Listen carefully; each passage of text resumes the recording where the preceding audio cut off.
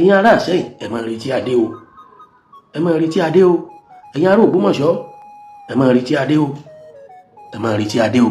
àwọn ará Ìṣẹ́yìn ti sọ̀rọ̀ o, àwọn ará Ìṣẹ́yìn ti fárígá o, àwọn ará Ìṣẹ́yìn ti ń bínú báyìí o, àwọn ará Ìṣẹ́yìn ti ń para fún gómìnà ọlọ́lá jùlọ Abíọ́dún Ṣèyí Mákindé. wọ́n láwọn ò fẹ́ ọba kankan tayọ ọba àwọn Ìṣẹ́yìn tìlú Ìṣẹ́yìn.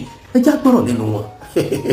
tí fẹ́ sọ láàárọ̀ yìí ó dánú gẹ́gẹ́ gómìnà wa yẹn jìnnà Ṣèyí Mákindé wọ́n sì tàbá ń wò ó tàbá kàn ń wò ó gbogbo ẹ̀ bó ṣe ń lọ.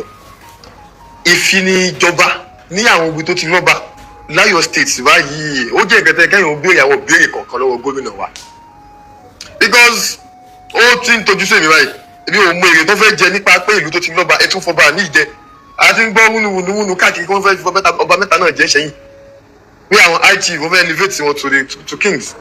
What is the moral justification? Or apart from moral justification, developmental justification, what is it? What are they trying to achieve when it comes to? Because I don't understand anymore. I don't understand. Ideally, ipò lọ́balọ́ba gan lórílẹ̀-èdè wa Nàìjíríà báyìí àti mọ̀ pé kò sí nǹkan kan bẹ́ẹ̀. It's just for them to actually keep our tradition in check. For them to protect it for us. That's all they can do. Ọba olùbúmi lọ ní ẹjọ́ kò lè ní kí wọ́n pa ní àyàpàdé kóòtù mẹ́bàá ìyàwó ọba. We know they are just there. But for the fact that these people are there to protect, to be the custodian of our heritage. Now you are just installing new people. You are creating a division, you are creating a rift, you are creating enmity. Irú àwọn lọ́balọ́ba tá à ń sọ yìí, irú àwọn high chief tó fẹ́ fi joyè yìí, ọ̀pọ̀ oníwọ̀n gan náà tẹ́lẹ̀ pé inú wọn tẹ́ pé inú wọn ò dùn sẹ́ni tó jọba. Do you think there will be a sense of unity among them tó máa padà jọba? Ìlú tí ò ní dàgbàsókè tẹ́lẹ̀ náà, ẹ tún wá ń fọba mẹ́ta jọba, ẹ tún wá ń create enmity láàrin àwọn tó yẹ kó jó lórí. I want to understand what this man is trying to achieve in making some peoples to be king. God no need to come out and answer this question. Ẹ̀wà kẹ̀wá ń fowó wa, ẹ̀kan fowó wa, ẹ̀kan fi ń ṣe ẹ̀fí. Kì í ṣe pé àwọn pípọ̀ yìí ló fowó wọn ṣe installation, ìkan fi ṣe coronation yìí. Owó Ọ̀yọ́ state lẹ́fí ń ṣe coronation fún wọn. Or something that doesn't even, this is wasteful for real. You are just wasting our money.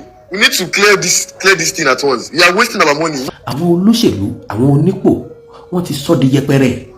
torí pé tó lóṣèlú bá ti fi owó tàbí oyè tàbí àjùlọ kan tí wọ́n ti fi tan olórí aládé kan jẹ tàbí tí wọ́n fi tan ọba ìlú kan jẹ ó ti di ká mọ̀ bá a ṣe tó àti bá a ṣe wà láàrin ara wa mọ́ ó wá ti di wọ́n ti ń dẹ wá síra wa àárín àwọn ọba aládé ọ̀wá gúnmọ́ débi pé wọ́n láǹfààní láti jára wọn gbà lọ́wọ́ ìjọba torí pé tọ́ba kan bá ń lẹ́mọ́ níṣẹ́ lọ́ba kan máa lé àfẹ́ níjọ́ níyìn tí gbogbo àwọn ọba kan ń gboyè tí wọ́n ń gbadé nílùú Ọ̀yọ́ ẹbọ pọ̀lọpọ̀ ọba nípínlẹ̀ Ọ̀yọ́ ló débẹ̀ bẹ́ẹ̀ ni ẹ̀yin kò wá gbọ́dọ̀ kan tẹ̀tú kò wá kọsẹ̀ òkè ẹ̀yin ará Ìṣẹ́yìn ẹ máa retí adé o ẹ máa retí adé o ẹ̀yin ará Ògbómọ̀ṣọ́ ẹ máa retí adé o ẹ máa retí adé o kò sínú àdánwò kò sínú orí ibù ṣe rí àwọn nǹkan méjì tí Ọ̀yọ́ ń pè wá sákìyèsí sí tàbí kí n sọ pé mẹ́ta àkọ́kọ́ kì í ṣe pé kán sọ baálẹ̀ dọba kò sí nínú orí ibù àwọn nǹkan tá à ń jà fún gbà náà ẹ jẹ́ kí n ṣàlàyé fún yín kò sí ní tó burú nínú kí baálẹ̀ ọ̀dọ̀ba kò sí ní tó burú bẹ́ẹ̀ ni bá a láìfẹ́ ṣùgbọ́n olóyè tó bá jó lóyè ọba yàtọ̀ sólóyè Ìbàdàn tó ṣe pé ń padà bọ̀ wá jọba olóyè tí wọn ì bá jọba níran wọn ó lòdì sófin àtàsálẹ̀ Yorùbá kí irú olóyè bẹ́ẹ̀ ò dọba bí irú ti bàbá wa Ọ̀yọ́mèsì ọba Sàámú Empire àbí kò gbọ́dọ̀ jọyọ̀ Empire torí pọ̀pọ̀lọpọ̀ àwọn èèyàn yóò kúkú gbà pọ̀ Ọ̀yọ́ Empire kí ló wá dé tẹ́fẹ̀ẹ́ nìkan jọba Ọ̀yọ́ Empire tẹ́nìkan jọ Aláàfin Ọ̀yọ́ kí ló dé tá a bá ń sunkún àmọ́ ríran ìnínú ẹlẹ́lẹ́kejì ń bẹ̀ tó bá ti di pé ọba mẹ́ta mẹ́rin márùn-ún àwọn ọba tí ọ̀wọ̀ pè bí àwọn ọba tí ò ní rule and regulation àwọn ọba tí kì í ṣe pé wọ́n ṣe àṣà àti ṣe ilẹ̀ ìlú yẹn fún tó ṣe pé ọba olóṣèlú ni ẹ sọ fún mi irú agbára wo ni irú ọba bẹ́ẹ̀ fẹ́ ní lórí ilẹ̀ Yorùbá gẹ́gẹ́ bí àṣà àti ṣe ẹ̀yin náà lẹ̀sìn ń kọrin kásà ó mọ̀ parẹ́ kí sẹ̀sì ó mọ̀ parẹ́ ṣùgbọ́n n tó bá ti jẹ́ pé ó kọ̀yìn sálàfin Ọ̀yọ́ tó bá ti kọjú sálàfin Ọ̀yọ́ ilẹ̀ mọ́ kọ̀yìn sí torí pé bínú orí ẹ̀ ń fi fìlà dé dodo ìran orí ló sì ní fìlà bẹ́ẹ̀ ni ìbálàfin ti dákẹ́ ìbò ti fọ́ lẹ́rán ibi tí ń wò yín ràn ẹ jẹ́ máa wò bọ̀ á wọ ẹni tẹ́ fọmọ yín ọ á wọ ọkọ tẹ́ máa fọmọ yín ọkùnrin fún àìlágbòye ni ọ̀tọ̀ lójú tẹ́ fi ń wò ọ̀tọ̀ lójú tẹ́ fi ń rí ọ̀tọ̀ wá létí tẹ́ fi ń gbọ́ yóò kárí. Ṣùgbọ́n mo kàn fẹ́ kẹ́ ẹ mọ̀ wípé gbogbo ìrìn àjò yìí tẹ́ ẹ̀ encourage àwọn olóṣèlú tí wọ́n kì í bọnú ara wọn tó lù ṣe ń bàjẹ́ ni o tó àṣà Yorùbá ṣe o ń da àṣà Yorùbá rú ni. Torí pé ìlú tọ́ba 2 mẹ́ta 4 bá wà nílùú ẹyọ kan fáṣọ máa wà mẹ́ẹ̀ àti pé ọba tí ń jẹ táwọn olórí ọba abẹ olórí ìlú ọba ìlú yẹn tí wọ́n sì ń bẹ̀ tí kì í ṣe pé àwọn ni wọ́n já ewé oyè àwọn ni ṣebí nígbà wáṣẹ̀ ṣebí lẹ́yìn kí gómìnà fún ọba ní ọ̀pá àṣẹ gbogbo ẹ̀ ní ìṣẹ́ ti dorí ẹ̀ kodò wíì tí wo ní gbẹ fọba mọ́ gbogbo gbìyànjú Ọ̀yọ́ láti dá iyì ọba aládé padà ní láti dá iyì ọba aládé padà ọba mẹ́ta ní ṣe bẹ́ẹ̀ nílẹ̀ Yorùbá bàbá wa Onírìṣà Aláàfin ikú bàbá Yèyé àti bàbá wa Olúwo. Ọkàn jẹ́ wípé ẹ̀mí ìkórìíra àti tí ọ̀tẹ̀ tẹ́ fi máa gbọ́rọ̀ bàbá wa Olúwo èmi fi máa jọ nǹkan mí létí yín. Olúwo ń jẹ́ ká máa mọ iyì ọba ká máa mọ ipò ọba ká máa mọ túmọ̀ ọba.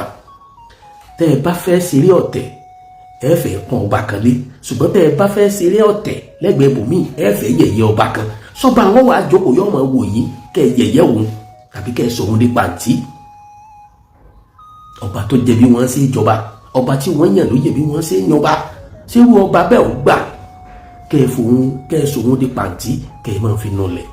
Gbogbo àwọn àrà tá à ń dá yìí tó bá di àkókò kan tó bá gbẹ́lòmíì létí wọn gbọ́ba létí padà ẹgbọ́n tọkùnrin yẹn sọ ó ní tọ́ba bá gbàyàwó òun wàhálà bí òun bá gbàyàwó ọba àwọn pàdé ń kọ́ọ̀tù ní ọba ò lè pa òun ọba ò lè dára kankan lájọ kọjá òfin ìjọba lásìkò yìí kí ni wàá ń jọba kí ló kù lára ọba. Bí àwọn ọba àtijọ́ bí wọ́n ṣe ń lọ bẹ́ẹ̀ ni iye ọba sì ń já wálẹ̀. Àwọn ọba ńláńlá tí wọ́n ń lọ nílẹ̀ Yorùbá bí wọ́n ṣe ń kú bẹ́ẹ̀ ni iye wọ́n sì ń kú.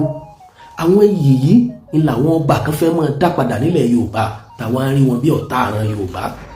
Léyìí kì í ṣe bẹ́ẹ̀ kí la fẹ́ gbà bẹ́ẹ̀ kí la fẹ́ gbà bẹ́ẹ̀. Àìmọye ìlú ló yí Aláàfin po tó sì jẹ́ para Ọ̀yọ́ ni wọ́n ń jọba láwẹ̀ wọ́n ń jọba ní Fìdítì wọ́n ń jọba lákínmọ̀rin.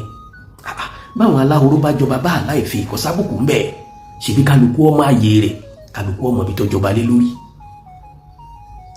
Aláhoró kan ọ̀sán ní wájà láàfin bẹ́ẹ̀ aláwẹ̀ ò ní wájà láàfin Aláàfin ò sì ní lọ́ọ̀jọ́ ń Fìdítì. Ọlọ́run mọ́ pọ̀ yọ̀dá sóko ogi kí ló dé méjì kí lu ẹnì kọ̀ọ̀kan wá ó bàjẹ́. Ẹ má jà ayọ̀ parẹ́ o ẹ má jà ayọ̀ parẹ́ ẹ̀yin àgbà ẹ ti rí ẹ wòye ẹ má jà ayọ̀ parẹ́. Eléyìí tá à ń bá lọ iná ọ̀la lọ́mọ yìí ọlọ́fàmọ́jọ ìkan ò gbọ́dọ̀ jù kan yóò dùgbàdé lẹ́yìn àti sọ àní ẹ̀ máa retí bí ṣe rí inú o tí wọ́n bá ní wọn ó pè wá. Nígbà tó lọ́dẹ fẹ́ pa Agilintí ń sá Agilintí sá lójú di ẹkùn ó ní ẹgbàá mi ẹ mọ́jọ lọ́dẹ ọ̀pá mi ẹkùn ní kọ̀ọ̀kan ó ti gbàgbé pé tẹ́ ẹ bá ní ọ̀kàn yín ó lè kẹ́ni tí ọ̀kàn yín bọ́ bá dọ̀la láti ní ẹ mọ́ fi tí ọ̀dà kan yàn.